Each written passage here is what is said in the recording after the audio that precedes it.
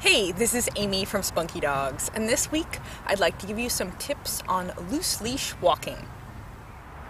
So before we dive in, I just want to explain exactly what I mean by the term loose leash walking. And that's just basically that the leash is loose. This isn't like heel work or attention walking where your dog has to be on a specific side of you or looking at you or anything like that. This is the kind of thing you'd use for a leisurely neighborhood walk or to teach your dog basic leash manners. Really, the only rules for loose leash walking is that there can't be a lot of tension in the leash and the dog can't do any crazy maneuvers like circle around behind you or stop in front of you or anything that might cause you to trip. The first tip is a two-parter, and that is to read the leash. Really, the only thing you need to worry about for loose leash walking is whether the leash is loose or not. And that is because if you let your dog pull you on leash, your dog will keep pulling you on leash. Think of it in terms of teaching your dog how to operate the leash. And if your dog thinks that dragging you around is how it gets you to move, it will keep dragging you around. If leash pulling works for your dog, it will keep doing it.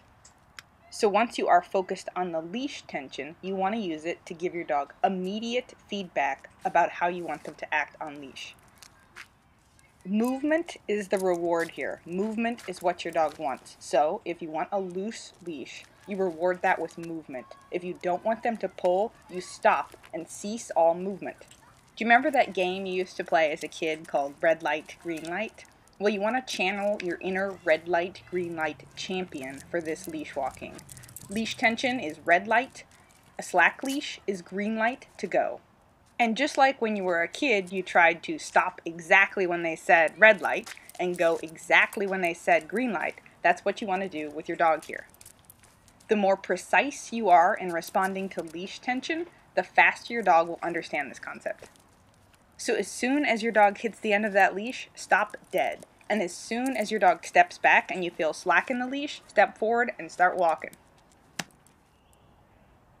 And our third tip is that although there is a lot of great training equipment out there that will keep you from ripping your hair out while training this or help you control a really strong dog, nothing will teach your dog to walk on leash like teaching your dog to walk on leash.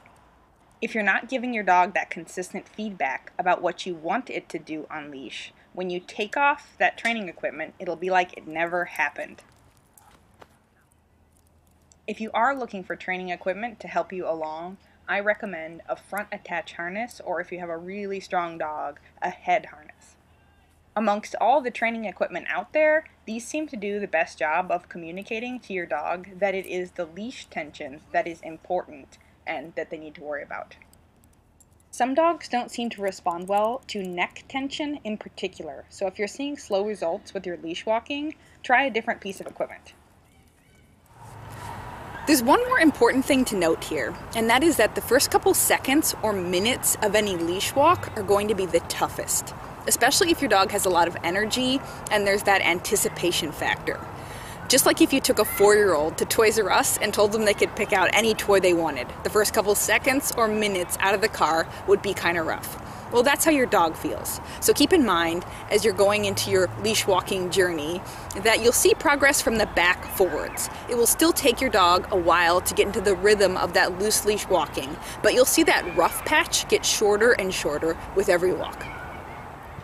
Thank you for watching and happy training!